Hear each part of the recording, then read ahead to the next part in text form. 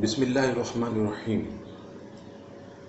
کسی نے سوال پوچھا کہ کیا نبی پاک علیہ السلام کے والدین کریمین مسلمان نہ تھے؟ کہ بعض لوگ ان کو معاذ اللہ مشرک کہتے ہیں۔ اس کا جواب عنایت فرمائیے۔ جواب سماعت فرمائیے، نبی پاک علیہ السلام اپنے جن آباء و اجداد کی پشتوں سے منتقل ہو کر اس دنیا میں تشریف لائے، وہ سب کے سب سجدہ کرنے والے مومن اور توحید پر تھے۔ ان میں سے کوئی کافر و مشرک نہ تھا۔ چنانچہ سورہ شعراء آیت نمبر 218 تا 220، پارہ 19، ارشاد باری تعالیٰ ہوا، الذی یراک حین تقوم وتقلبک فی الساجدین۔ ترجمہ، جو آپ کو دیکھتا رہتا ہے جب آپ کھڑے ہوتے ہیں، اور ہم تمہارا نور پاک سجدہ کرنے والوں میں دیکھ رہے ہیں۔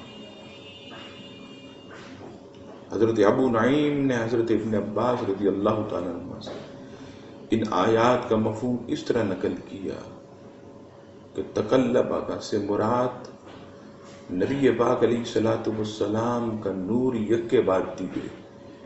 آپ علیہ السلام کے آباء و اجداد کی پشتوں سے منتقل ہوتا ہوا سیدہ آمنہ رضی اللہ تعالیٰ عنہ کے پاکیزہ بدن اور سیدنا عبداللہ رضی اللہ تعالیٰ عنہ کے نورانی پیشانی میں چمکا۔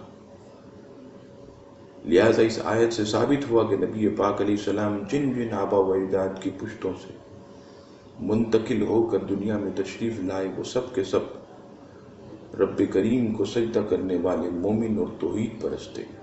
ان میں سے کوئی بھی کافر و مشرک نہ تھا۔ نبی پاک علیہ السلام تو وہ ہستی ہیں کہ جو ہر شخص کو پاک کرنے کے لیے تشریف لائے۔ ایسا کیسے ہو سکتا ہے کہ جو ہستی پوری کائنات سے کفر و شرک کی گندگی دور کرنے کے لیے آئی ہو، اور وہ معاذ اللہ خود ایک کافرہ کے بدن میں رہے؟ ایسا کسی صورت ممکن نہیں۔ اور نبی پاک علیہ السلام کے والدین کریمین کے مومن ہونے پر علماء امت کا اتفاق ہے۔ چنانچہ حضرت عمر ابن احمد بن شاہین بغدادی رحمۃ اللہ،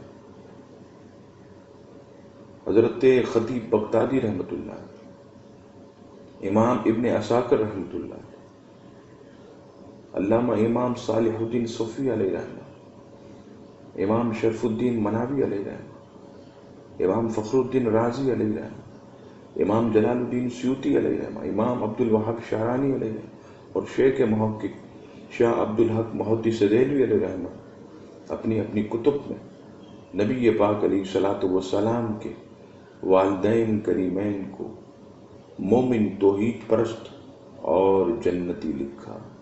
لہذا ثابت ہو گیا کہ نبی پاک علیہ السلام جن آباء و اجداد سے منتقل ہو کر اس کائنات میں تشریف لائے، وہ سب کے سب پکے توحید پرست مومن اور جنتی ہیں۔